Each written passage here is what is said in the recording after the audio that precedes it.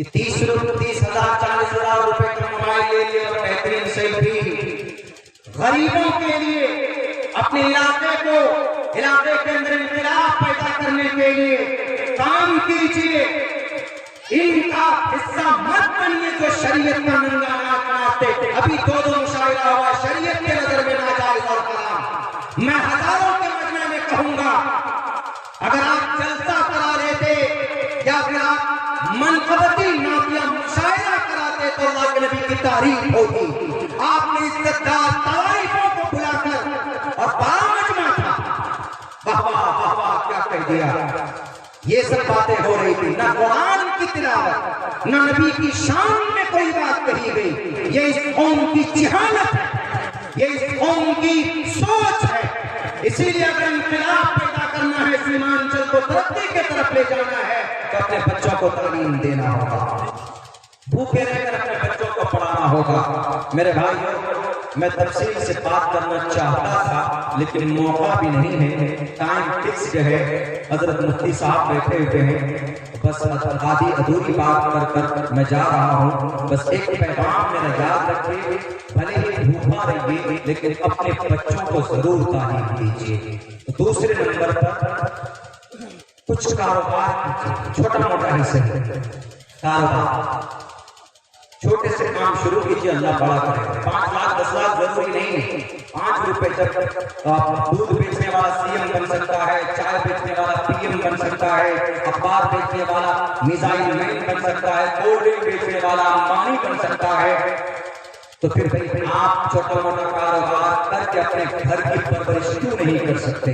یہ اسلام کا ایک حصہ. یوں ہی مت بیٹھیے. اپنی دیہات کے اندر تو تھوڑی سی قلت ہوتی ہے، علاقے کے اندر میں روزی روٹی کمانا، یہاں تو یہ ہے کہ سرکاری جاب مل جائے تو اسی پہ، یا پھر زمین بیچ کر کے آدمی کوئی کاروبار کرتے ہیں. زمین بیچ کر کاروبار کرنا ٹھیک ہے، لیکن زمین بیچ کر گھر بنانا، زمین بیچ کر کھانا، جو کچھ بھی زمین ہے، میں یہ صحیح نہیں سمجھتا. کاروبار کیجیے، لاکھ 2 لاکھ جمع کیجیے، چھوٹے موٹے سے شروع کیجیے اور پھر آگے بڑھیے. دیکھیے گا انشاءاللہ تبارک و تعالی زندگی کے اندر خوشحالی ہوگی. تیسری بات یہ کہوں گا کہ متحد رہیں، مل کر رہیں. یہ نہیں پولنگ ڈاؤن، ایسا نہیں ہے فلاں گاؤں والا ایسا ہے یا فلاں صاحب ایسا ہے، اس کو پیچھے کرو، اس کی برائی اس کے سامنے، اس کی چائے کی دکان میں اس کی برائی، اس کے چائے کی دکان میں اس کی برائی. نہیں، ختم کیجیے یہ چیزیں. لا يدخل الجنت حتی، چغل خور کبھی بھی جنت میں نہیں جائے گا. یہ ساری چیزیں جبھی آئیں گی جب ہمارے بچوں کے اندر ایجوکیشن، جب کوالٹی آئے گی. اسی کا مقولہ ہے انگریزی میں، the primary aim of education is to prepare and to qualify the new generation for participation in the development cultural village, society, cities and countries. اگر آپ گاؤں کو، محلے کو طاقتور بنانا چاہتے ہیں تو اپنے بچوں کو صرف تعلیم دے دیجیے. دیکھیے انشاءاللہ تبارک و تعالیٰ کبھی بھی وہ بھوکمری کی زندگی نہیں گزارے. ہاتھ سے طے کر کے جائیے کہ اپنے بچوں کو انشاءاللہ ہم تعلیم دیں گے. آپ بولے مولانا کون سا تعلیم دیں گے؟ پہلے عقیدے کی تعلیم دیجیے، قرآن کی تعلیم دیجیے، نماز کی تعلیم دیجیے.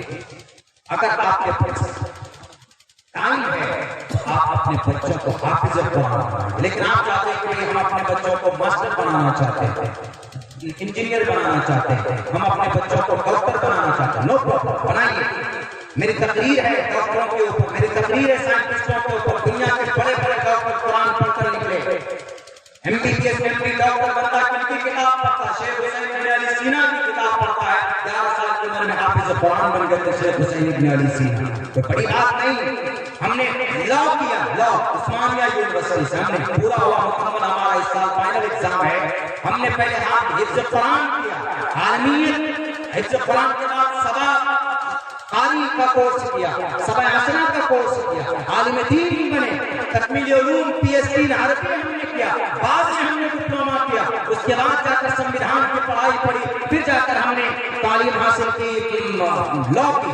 آپ بھی کر سکتے ہیں، ہم سے زیادہ پڑھا سکتے ہیں. آپ کے گاؤں کے اندر میں اور بھی بڑے بڑے تعلیم یافتہ لوگ موجود ہیں. اسی لیے بچوں کو پڑھائیے. تعلیم سب سے بہترین دولت ہے. اگر تعلیم نہیں ہے تو پھر وہ جانوروں کی طرح زندگی گزارے گا. تعلیم یافتہ ہوگا تو معاش، شوہر، گھر، سماج، ہر کسی کو پہچانے گا اور پھر الگ طرح کی زندگی ہوگی۔ اللہ سے دعا کرتا ہوں کہ اللہ تبارک و تعالیٰ کہنے سننے سے زیادہ عمل کی توفیق عطا فرمائے۔ بہت بہت شکریہ، جزاک اللہ۔ السلام علیکم ورحمۃ اللہ وبرکاتہ۔